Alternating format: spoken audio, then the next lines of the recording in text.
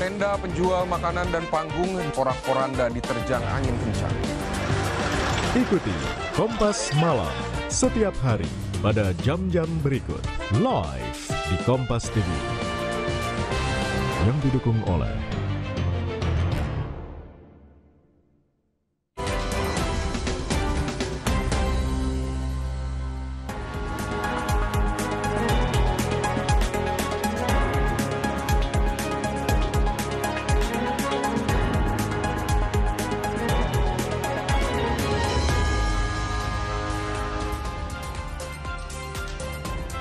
Kita masuk dalam segmen Kompas Bisnis, Saudara. Menteri Keuangan Purbaya Yudisadewa menolak membayar utang proyek kereta cepat Jakarta-Bandung atau WUS menggunakan APBN. Purbaya bilang tanggung jawab pembayaran ada di Danantara Indonesia. Polemik utang kereta cepat Jakarta-Bandung atau WUS masih terus bergulir. Menteri Keuangan Purbaya Yudisadewa menolak membayar utang WUS dengan menggunakan APBN. Purbaya menambahkan tanggung jawab pembayaran utang ada di Danantara Indonesia karena seluruh dividen masuk ke Danantara. Seharusnya ini mampu untuk membayar utang tersebut. Dapat pembahasan, tapi mereka bilang mereka akan pelajari lagi seperti apa. Belum tegas sih seperti yang Bapak harapkan, Pak? Mereka ngotot aja. Sampaikan kenapa? Karena kan Danantara terima dividen dari BUMN kan. Hampir 90 triliun, 80 triliun, hampir 90 triliun lah. Itu cukup untuk nutup yang 2 triliun bayaran tahunan untuk kereta api cepat. Dan saya yakin uangnya juga setiap tahun akan lebih banyak di situ. Sekian puluh triliun akan lebih dan sebagian katanya akan ditaruh di obligasi punya saya lagi, pemerintah lagi. Saya tadi sempat kritik kalau Anda taruh obligasi segitu banyak di pemerintah, keahlian Anda apa?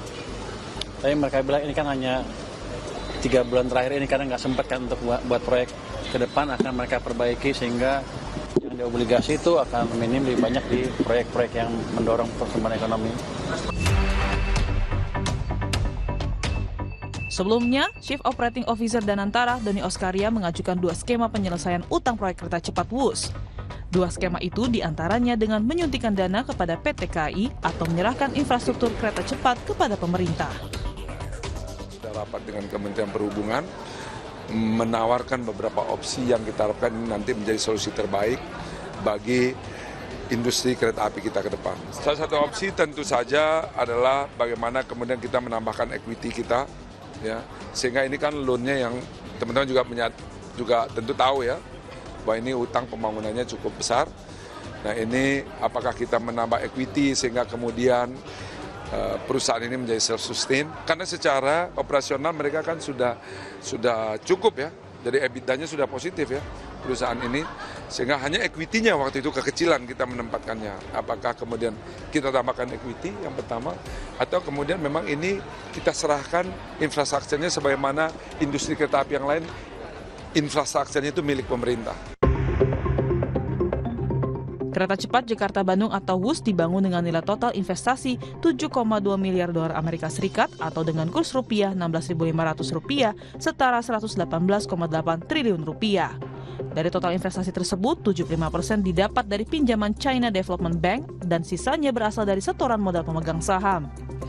Meski 2 tahun beroperasi, WUS terus jadi beban keuangan.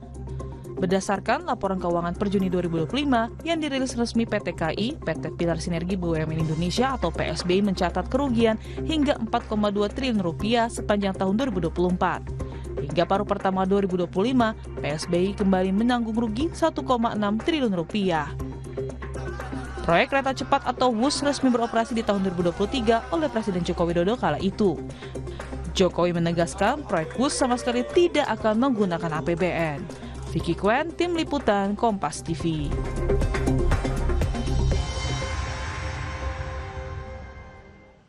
Meski 2 tahun beroperasi sejak tahun 2023, kereta cepat Jakarta-Bandung atau WUS terus merugi dan menjadi beban keuangan.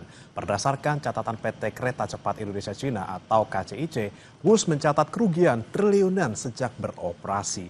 Lantas bagaimana membereskan utang ini? Kami akan tanya langsung kepada pengamat BUMN sekaligus Direktur Next Indonesia, Heri Gunawan yang sudah hadir di studio. Selamat pagi Pak Heri. Selamat pagi Mas Bre. Ya, sehat ya Pak ya? Sehat. Yang lagi nggak sehat mungkin WUS ini Pak. Ya, karena betul. utangnya luar biasa. Tapi kita ngomongin soal WUS ini. Ini kan yang punya saham paling besar di WUS ini kan KAI. Ya. Otomatis kan beban paling besar juga ada di KAI gitu ya. Waktu itu sempat restrukturisasi utang sempat dibahas di DPR juga. Tapi sebenarnya yang paling make sense restrukturisasi utang di WUS ini seperti apa dan bahasnya antara siapa dan siapa nih Pak? Ya. Persoalannya kan gini, ini yang menandatangani utang itu kan KAI yang menandatangani utang kepada Bank Cina. Nah, utangnya KAI ini yang tahun 2023 itu kan sudah disetujui oleh DPR untuk dijamin oleh APBN. Nah, tapi bukan APBN sesungguhnya yang menjamin dan bukan pemerintah, itu dikuasakan kepada PII. Itu ada BUMN di bawah Kementerian Keuangan. Jadi penjamin PII itu PT Penjaminan Infrastruktur Indonesia. Nah, dialah yang menjamin pinjaman KAI untuk merealisasikan proyek KCIC ini, WUS ini, yang kemudian dia tanda tangan di pinjaman dari Bank Cina itu. Nah, ya sekarang semuanya sudah selesai kan, sudah beroperasi, tinggal persoalannya kan beroperasinya masih berdarah-darah gitu ya. Itu terakhir kita lihat Pak Doni kelihatannya mau menyerahkan persoalan WUS ini ke Menteri Keuangan, dan Menteri Keuangan itu sudah menolak. Kayaknya memang benar juga ditolak. Karena kan gini, dia harus tahu juga posisinya bahwa KCIC itu kan perusahaan patungan Indonesia dengan Cina, PSBI itu di situ kan, pilar strategi BUMN Indonesia. Nah, pilar strategi BUMN Indonesia ini di atasnya kan ada KAI yang 58% mayoritas. Yang BUMN itu adalah KAI. PSBI bukan BUMN, KCIC bukan BUMN. Karena BUMN itu ketentuannya adalah kepemilikan saham langsung dari pemerintah atau saham istimewa pemerintah dalam bentuk saham dwiwarna gitu. Ini makanya kalau APBN yang harus menanggung, pertanyaannya kok APBN ngasih duit ke swasta buat apa gitu kan? Itu kan nggak rasional maksud saya gitu. Nah, dan juga kita juga APBN juga nggak punya duit. Nah, itu memang sekarang itu memang persoalannya juga ini sekarang yang jadi masalah itu sudah menyeret keuangan KAI yang cukup besar karena kerugian-kerugiannya. Bayangin aja, KAI itu harus menyediakan sinking fund. Itu sinking fund itu dana yang dibatasi penggunaannya. Jadi kalau dia itu 1,7 triliun tahun 2025 itu 2025 itu ditaruh 1,7 triliun untuk kereta cepat. Jadi ini ada dan udah dialokasikan nih, dia udah tahu nanti akan digunakan untuk apa ya, untuk kereta cepat itu 1,7 triliun. Nah, akhirnya setiap tahun masa KAI itu akan tergerogoti gitu. Nanti lama-lama yang terimbas itu layanan publik yang sudah baik seperti KRL segala macam kayak gitu. Oke, jadi kemudian jangan sampai kereta ini harus yang nanggung KAI, KRL tadi kereta-kereta lainnya terimbas. Tapi yang menjadi pertanyaan saya juga Pak Heri, negosiasinya antara pemerintah Indonesia dan Cina perlu nggak dilakukan untuk bisa misalnya ngomongin soal utang ini pakai kompensasi misalnya dengan utang misalnya? Ya, bisa. Sekarang gini, kan kita petakan masalahnya itu ada dua. Masalah di di kereta cepat ini. Pertama, dia kasnya itu bermasalah karena operasionalnya itu tidak mencapai target. Kalau kita lihat di laporan tahunan kereta api Indonesia, di situ ada berapa sih volume penumpang itu sepanjang tahun 2024 dari kereta cepat Jakarta-Bandung itu dalam satu tahun sekitar 6.050.000 orang. Itu rata-rata sekitar 16.500 orang per hari. Nah kira-kira gitu. Ini masih berdarah-darah, harus dipenuhi. Ini yang jangka pendek. Ini jangka panjang itu terkait dengan utang yang harus dibayar. Yang ada bunganya yang 3%, nah, ada bunganya yang 2%, kan gitu. Nah, ini yang bisa dengan negosiasi pemerintah G2G adalah ini. Jadi artinya sebenarnya G2G itu bukan yang Menteri Keuangan datang, bukannya Presiden datang, bukan. Tapi Danantara kan pemerintah. Jadi Badan Pengelola Investasi Danantara itu adalah badan publik. Mereka yang bisa, karena sekarang semua BUMN ada di bawah mereka yang punya inisiatif menegosiasi misalnya dengan Menteri keuangan Cina misalnya segala macam. Ya kalau memang diperlukan misalnya menurunkan tadi suku bunganya yang diturunkan. Suku bunga diturunkan, jangka waktunya yang dari 30 tahun mungkin dibuat 40 tahun atau dibuat 50 tahun. Atau kalau memang terlalu sulit, karena memang harus basisnya itu adalah kemampuan KCIC untuk membayar. Misalnya kalau terlalu panjang, nah karena kemampuan bayar yang menjadi karena sangat lemah, kan bisa saja ya dinegosiasikan soal kompensasi. Ya. Itu soal G7 bisa lah, orang sama-sama plat merah kok. Oke, intinya Danantara nih di sini ya, kuncinya di Danantara. Kuncinya gitu di ya. Danantara itu. Selain negosiasi juga, ini kan ada juga opsi yang dibilang bahwa bisa pakai dividennya Danantara gitu ya. Pak Menkeu bilang. Ini kan ada 80 triliun nih dana yang seharusnya biasanya ke Kemenkeu, kemudian lepas nih sekarang gitu kan. Nah, kalau misalnya bisa diselesaikan lewat dividen ini, bukankah ini jadi quick win nih Pak untuk semuanya gitu ya, dan nggak ganggu Danantara sebenarnya? Ya nggak susah kalau pakai dividen kan gini, Danantara itu hadir, kalau menurut saya ya, Danantara itu hadir, satu dia harus mengkonsolidasikan BUMN, yang kedua secara ekspansif dia harus menggandakan kemampuan kita kemampuan kita untuk meningkatkan investasi. Nah, ini ada dua hal yang harus dilaksanakan oleh Danantara secara bersamaan ya. Nah, kalau di sini dia lakukan kebutuhan modalnya untuk yang ini terlalu besar. Gitu ya. Sekarang gini, katakanlah kasarnya gini ya, berapa sih utangmu? 40 triliun. Ya. Ditutup nih sama dividen yang diperoleh Danantara. Tapi besok-besok rugi kan beroperasinya. Yang ditombokin lagi. Nah, kan nggak bisa begitu penyelesaiannya. Jadi itu menurut saya sih joknya Menteri Purbaya aja tuh. Udah pakai aja tuh dividen Danantara gitu kan. Nah maksudnya pakai dividen Danantara itu kan dia harus mencari solusi, misalnya dia membangun ekosistem. Membangun ekosistem misalnya gini ya. Ya ini salah satu opsi aja, tentu Danantara sudah punya analisisnya. Kenapa tidak dilakukan misalnya orang kalau dari Bandung pengen ke Soekarno-Hatta, dia cukup dengan beli satu tiket bus. Mungkin nggak? Menurut saya mungkin. Misalnya dari Halim, kemudian dia melakukan aliansi strategis dengan LRT, kemudian dia melakukan kemudian dengan kereta bandara. Kan semuanya plat merah nih. Ya. Sangat mungkin, itu salah satu opsi gitu ya. Itu sangat mungkin dilakukan sehingga ada kenyamanan gitu.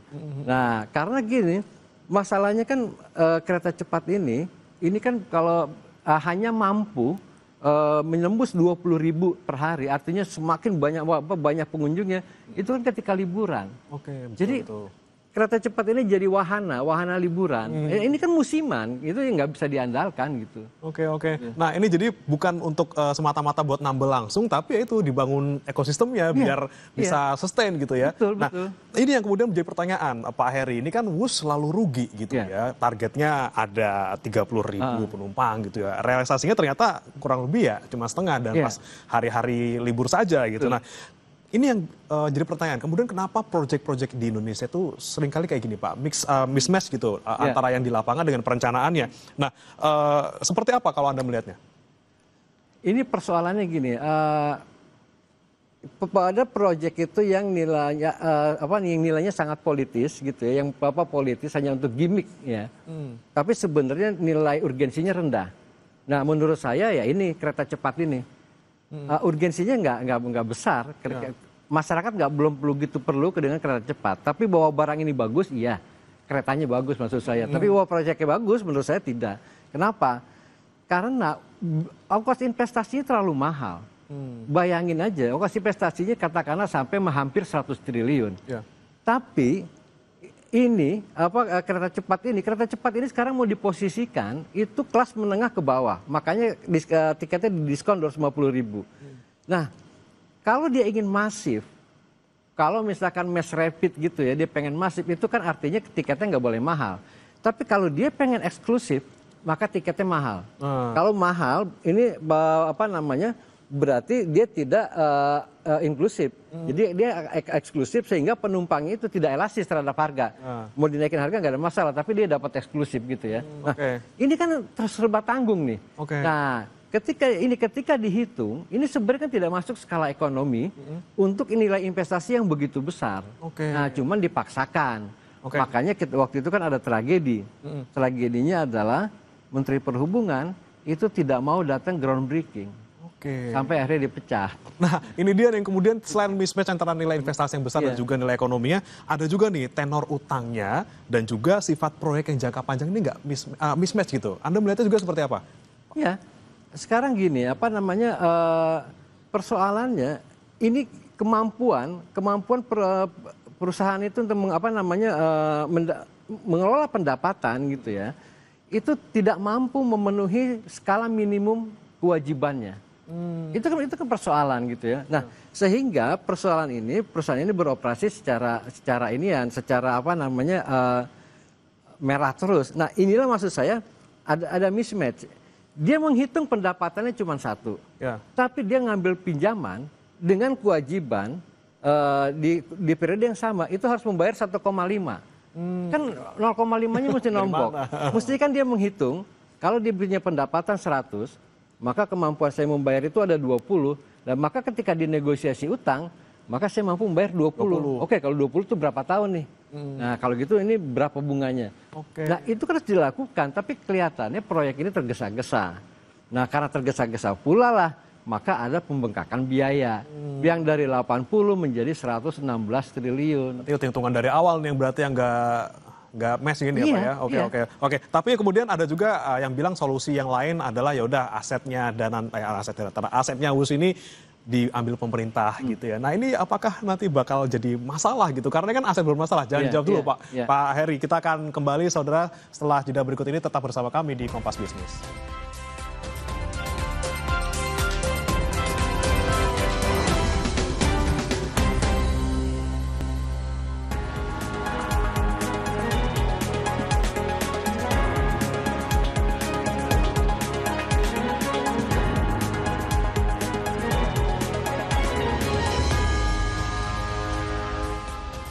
Kembali di Kompas Bisnis masih membahas terkait dengan utang WUS seperti apa penyelesaiannya. Masih bersama kami juga Heri Gunawan, pengamat BUMN yang juga Direktur Next Indonesia. Oke Pak Heri, kita lanjutkan kembali tadi yang terkait dengan salah satu solusi yang ditawarkan gitu. Ini ada pernyataan dari Wakil Ketua Komisi 6 DPR, Adi Satria Suryo Sulistyo bilang bahwa salah satu opsi yang bisa diambil adalah ya mengambil alih WUS menjadi salah satu aset negara gitu. Nah, ini kalau misalnya kita lihat, bukankah ini justru malah menambah beban negara gitu? Karena ini kan aset bermasalah gitu si WUS ini. Ya menurut saya gini loh, kita ya jangan main potong kompas asal-asalan kayak gitu. Jadi gini, sekarang kalau kita ngomongin soal keterlibatan pemerintah terhadap WUS, yang perlu kita tanya dulu satu nih, keterlibatannya di bidang apa? Misalnya satu, ini WUS ini pengen bangun katakannya stasiun baru, misalkan dia membutuhkan yang diajukan Pak Doni kan kita nggak tahu persis apa sebenarnya yang diinginkan. Nah kemudian dia pengen itu minta penjaminan dari pemerintah, pinjaman misalnya gitu ya, pinjamannya mau dijamin oleh pemerintah. Ini ada mekanismenya juga. Ini ada peraturan Menteri Keuangan tahun 2023. Jadi kalau pengen pinjaman dijamin oleh pemerintah terkait dengan fasilitas kereta cepat, itu yang mutusin. Itu bukannya menteri dan bukan Danantara yang mutusin, ada namanya Komite Kereta Cepat Indonesia Cina. Itu diketuai oleh Menko Perekonomian, anggotanya itu Menteri Keuangan, Menteri Perhubungan, dan tahun 2023 itu adalah Menteri BUMN. Kalau di sini udah oke, setuju, maka dia kasih rekomendasi katakanlah kepada Kereta Api Indonesia. Nah, baru Kereta Api Indonesia ini ngajukan ke pemerintah gitu, dalam hal ini Menteri Keuangan. Nanti Menteri Keuangan bisa bilang, oh ya kamu lewat PII aja, PT Penjaminan Infrastruktur Indonesia, atau langsung negara. Nah itu baru, jadi itu mekanismenya. Agak rumit ya Pak, panjang ini ya. Panjang, itu persoalan tata kelola supaya nggak bisa diputuskan ujuk-ujuk oleh satu orang gitu. Ini kan check and balance gitu ya. Nah itu udah disiapkan, tapi nggak bisa kalau misalkan udah diambil aja oleh pemerintah. Ya, pemerintah ngapain ngambil barang yang nggak kepake gitu. Yang inilah istilahnya kita tadi sempat dibilang Pak Heri juga, kita ngambil motor yang lagi mogok gitu ya, seolah-olah bengkel gitu pemerintah kita. Betul, pemerintah memang tukang ini ya, ketok magic gitu.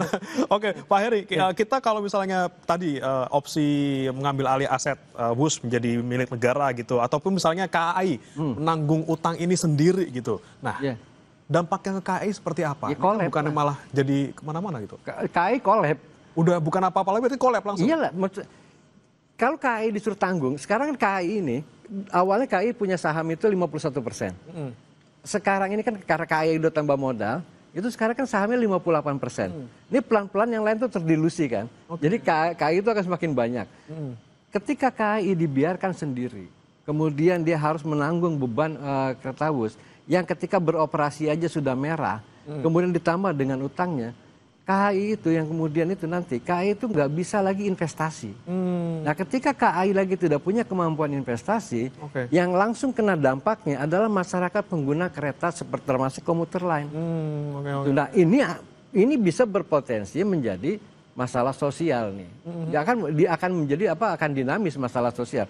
Lalu bayangin, kita orang yang selama ini udah enak-enak naik gitu ya KRL, tiba-tiba gerbongnya karatan apa segala macam. Atau naik tarifnya misalnya jadi 10.000 tarifnya naiknya segala macam itu. Oke, jadi memang solusi yang bisa kita ambil ataupun yang paling bertanggung jawab di sini dan antara dengan berbagai cara yang bisa dilakukan, tapi tidak ujuk-ujuk dengan nambel dengan dividen gitu ya, harus dengan kreativitas mereka. Oke, baik. Terima kasih Pak Heri Gunawan, pengamat BUMN sekaligus Direktur Next Indonesia sudah bergabung bersama kami di Kompas Bisnis. Insight yang luar biasa. Selamat pagi, salam sehat. Selamat pagi. Terima kasih Mas Budi. Saudara, jangan beranjak, Sapa Indonesia Pagi akan kembali dengan informasi kapal tanker yang sedang melakukan perbaikan di kawasan industri PT ASL Shipyard Tanjung Uncang Batam terbakar. 10 pekerja tewas dan puluhan lainnya luka-luka.